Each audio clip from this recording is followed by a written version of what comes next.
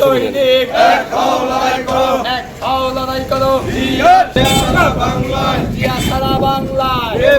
ঘরে ঘরে বাংলাদেশের কোনো জিয়া খালেদা তারেক টাকাও নেই হাতের তালে মুখে দিবে বাবু ভাই ঢাকা সাভারে আশুলিয়া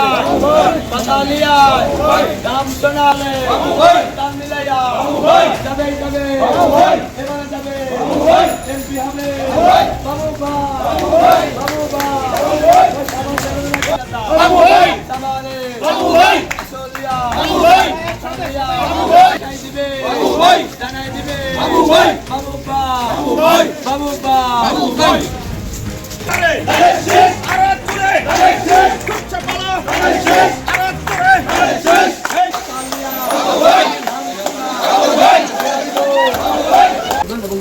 অন্যকে পড়ার সুযোগ দিবে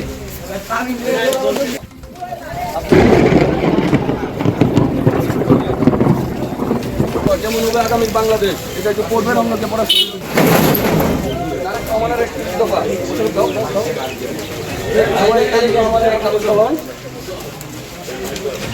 আগামী বাংলাদেশ কেমন হবে আমাদের একটি দফা সবাই একটু পড়বেন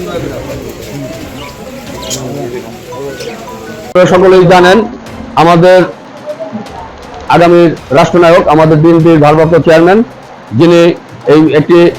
বিপদগ্রস্ত দেশ বাংলাদেশ যেটা আপনারা সকলেই জানেন যে 5ই আগস্ট 2024-এর পূর্বে একটি হাসিনা স্বৈরাচারী ফ্যাসিস্ট সরকার এদেশের রাষ্ট্র ক্ষমতায় থেকে এদেশের রাষ্ট্রকে সর্বোচ্চ সেক্টরটাকে ধ্বংস করে ফেলেছে। সেই ধ্বংসাত্মক একটি রাষ্ট্র 5ই আগস্টে বৈষম্যবিরোধী ছাত্র আন্দোলনের মাধ্যমে বিএনপির সর্বাত্মক সহযোগিতায় তারেক রহমানের একক নেতৃত্বে আজকে বাংলাদেশ দ্বিতীয়বারের মতো স্বাধীনতা লাভ করছে। সেই স্বাধীনতার পরে একটি ভেঙে পড়া রাষ্ট্র আগামী দিনে কিভাবে তারা সুশৃঙ্খলভাবে প্রত্যেকটা সেক্টর বাংলাদেশের অবকাঠামো কিভাবে সুন্দর এবং সুন্দরভাবে আগামীর বাংলাদেশ হবে সেই আগামীর বাংলাদেশ বিনির্মাণে আমাদের দেশ নায়ক জনাব তারেক রহমান যে এই 31 দফা দিয়েছে সেই 31 দফা বাস্তবায়নের লক্ষ্যে 31 দফার মধ্যে 31 দফা কি সেটা আমরা এই জনগণের মাঝে